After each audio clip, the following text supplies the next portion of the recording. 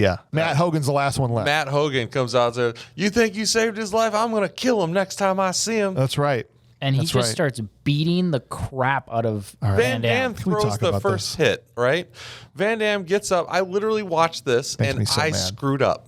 I screwed up because I watched it with you guys. I saw Van Damme get up and hit him, and then I saw the big old punch and hit, and the guy hit the ground. I was like, "Oh, Van Damme kicked it." No, it was Van Damme hit the ground. I didn't even realize because they're both wearing the same douchey cowboy hat. Matt was kicking Van Damme's ass. Yeah. Because that shouldn't be happening. No, this is the thing that makes me so angry. The fact that this guy, Matt Hogan, who in every scene, I know we've had to gloss over a couple of his last few scenes because we're kind of running short on time, but we didn't miss anything because every one of his scenes after the halfway point is him walking into the diner and yelling at Rhonda, and then he walks in here and he yells at these people, and he's just the worst character, one of the worst characters we've had in 80-something episodes of this show. He's not a good villain. He sucks.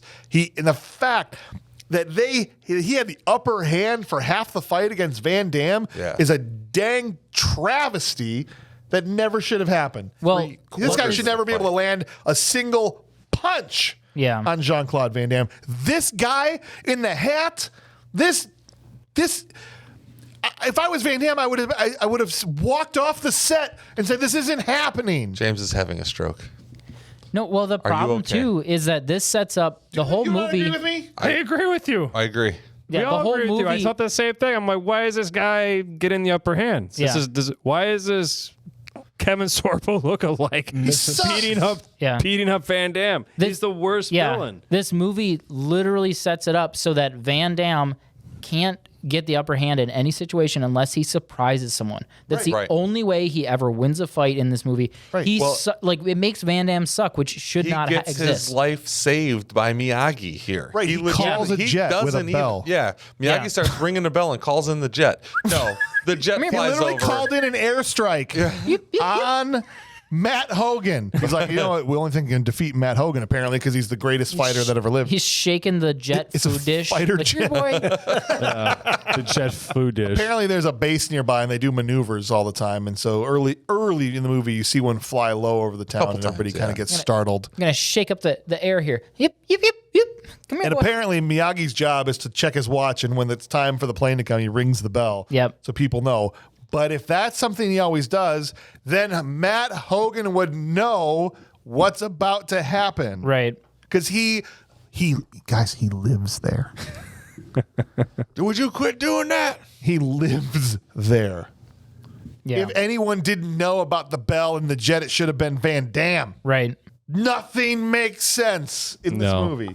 I don't think he rang the bell every day because the jet was coming. I think he knew the jet was coming every day, so he went and rang the bell. There's only been 2 days portrayed in this movie, and he did it in the first day. I don't remember him ringing the bell. He did it earlier. He rang the bell when the jet was coming. Yeah. While you were talking about the knife boobs or whatever. That was Bob. That's what happened. You were just imagining Bob's thoughts. All right. So he takes so then at this point, Van Damme starts doing what he should have been doing the whole time, kicking him in the face. He does the punch you 16 times in a row thing that Van Damme does. Yeah. Yeah. And then it's just one shot. He takes his Uzi and just empties the whole clip and kills a family of 3. I was waiting for them to pan over and just a bunch of dead bodies. And it was Petey. Yeah. Just like Petey down. Whoops. He came back to get his hat. You know, took out a 747. Shot PD out at his house. One of the jets crashes.